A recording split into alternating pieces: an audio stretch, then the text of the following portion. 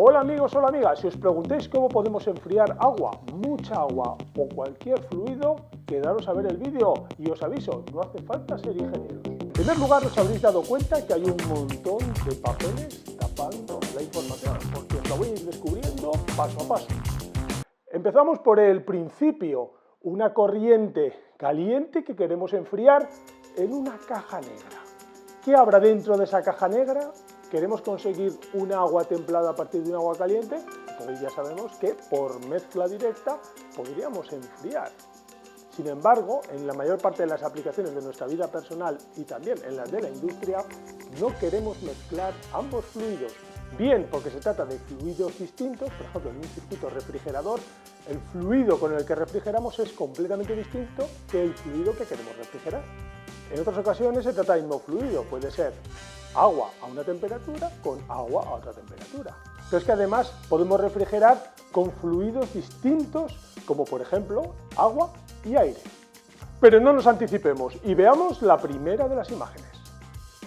Bueno, como veis, tenemos el fluido caliente que sale frío pasando por una especie de serpentín. Puede tener otras configuraciones, como una de tubos, distintos tubos por los que va uno de los fluidos sin mezclarse con el otro.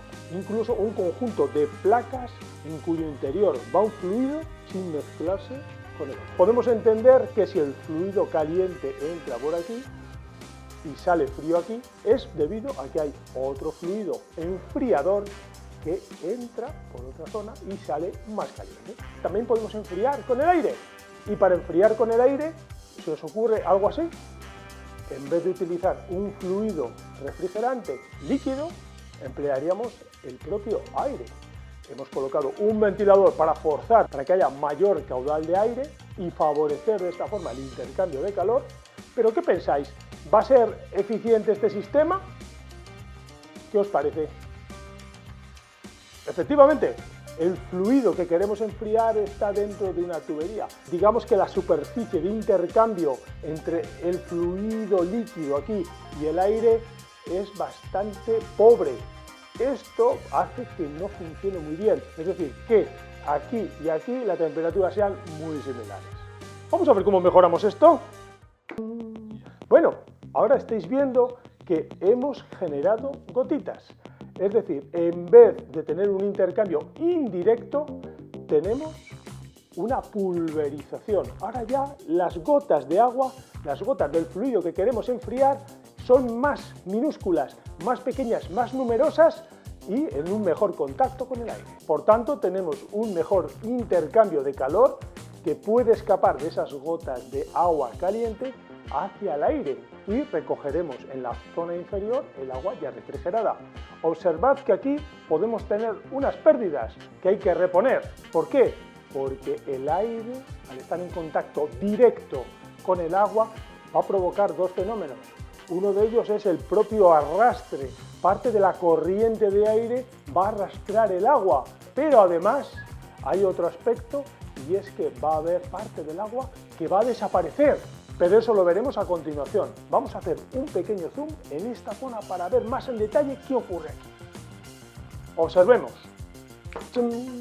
Observemos el zoom sobre la alcachofa de ducha y en el que hemos colocado un material de relleno.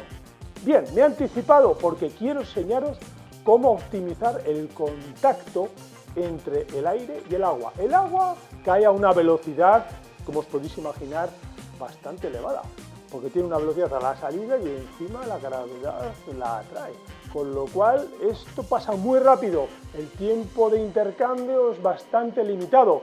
¿Cómo incrementamos el tiempo en el que está en contacto el aire con el agua? Mediante este tipo de rellenos. Estos son unos rellenos plásticos con una serie de orificios que favorecen que pase el agua a través, provoca que las gotas todavía se atomicen más, se vuelvan incluso superficies acuosas y que pueda posteriormente el agua abandonar dicho relleno pasado un tiempo en el que se ha refrigerado. Pero vamos a hacer un poquito más de zoom para ver qué pasa aquí. Bueno, aquí lo que veis es, este relleno lo hemos hecho mucho más grande y vemos que estas gotas son estas gotas. que aún tienen temperatura. Cuando abandonen estarán más frías. Observamos cómo la gota cae, golpea, se atomiza, se fracciona y se extiende a lo largo de la superficie. Mejora su transferencia de calor. Gotas más pequeñas generan una mayor superficie global. Eso es lo que hace que la superficie de intercambio con el exterior, en este caso el aire, que como veis pasa a contracorriente. El agua cae por gravedad, pasa por este relleno laberíntico y el aire pasa a contracorriente y favorece que haya un tiempo de contacto en el que va a haber intercambio de calor de dos maneras. Sí, porque en principio habréis supuesto que este aire va a estar frío. Vais intuitivamente acertados a medias, porque para enfriar un agua no es necesario que este aire esté más frío que el agua. No es necesario. Y vamos a ver para ello el siguiente diagrama. Aquí está una de las claves del enfriamiento de la gota de agua. Como he dicho, no es estrictamente necesario que esta temperatura sea inferior, pero lo habitual es que sea inferior.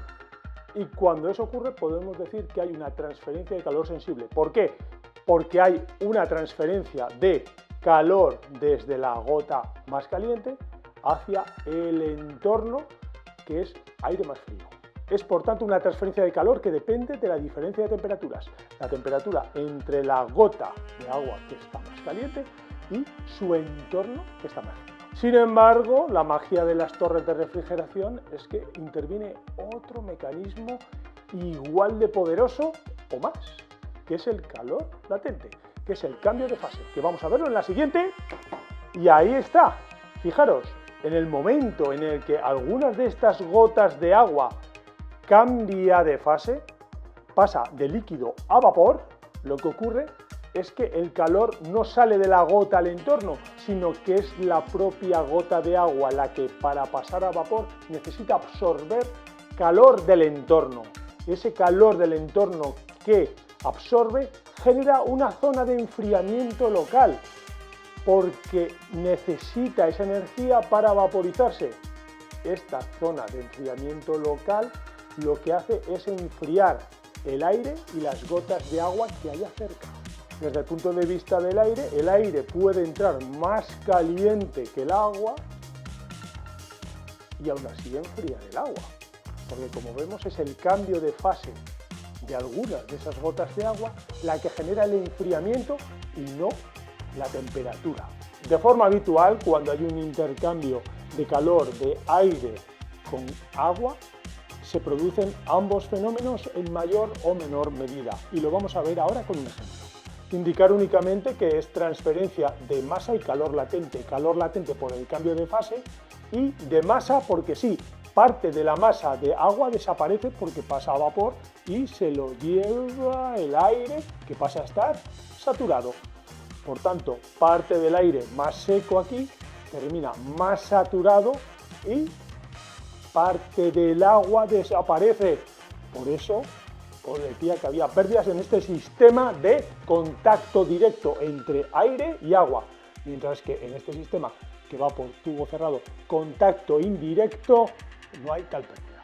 Bueno, pues ahora vamos a ver esta caja negra que podía tener esta disposición de contacto indirecto, que podría haber sido mezcla, que decidimos que fuera contacto indirecto como forma habitual, que vimos que podía ser aire, que así era poco eficiente, por tanto produjimos gotas, que añadimos un relleno para que el tiempo de intercambio fuera mayor y favorecer que el intercambio de calor fuera más efectivo, y que vimos que ese intercambio de calor podía ser tanto porque estamos enfriando con calor sensible, es decir, con algo que está más frío, como que puede ser porque hay un cambio de fase en el agua que hace que se absorba calor del entorno y genere un enfriamiento. Pero ahora vamos a la aplicación industrial que habréis visto muchísimas veces. A ver si os suena.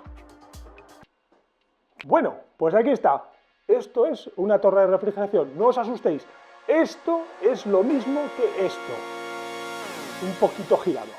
En primer lugar, reconocéis la entrada de agua caliente y la salida de agua fría. Es exactamente lo mismo que aquí.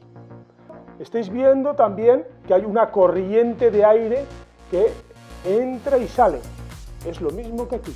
En este caso hemos puesto un tiro inducido que está después, desde la salida arrastra.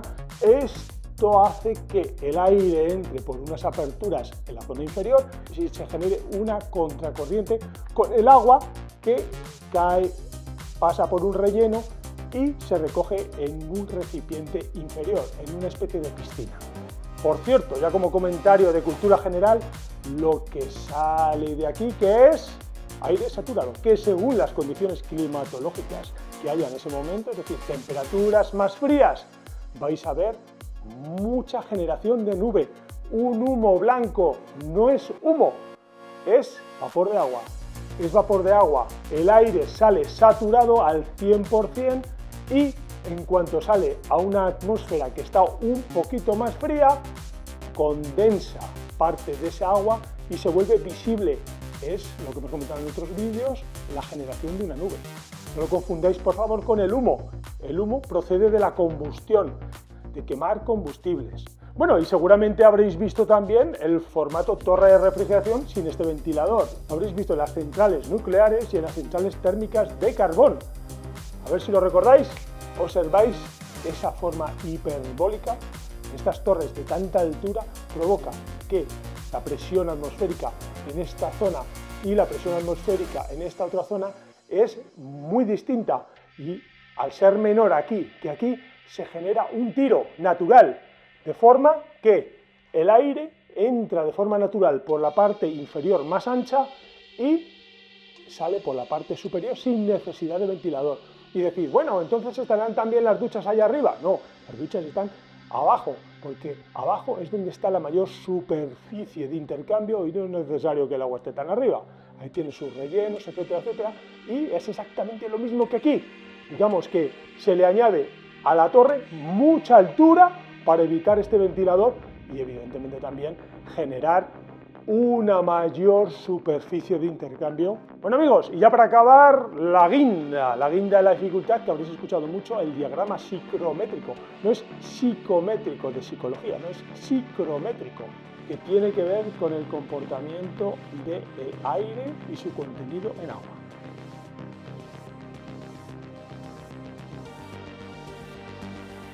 ¿Vamos a descubrirlo? ¡Vamos allá!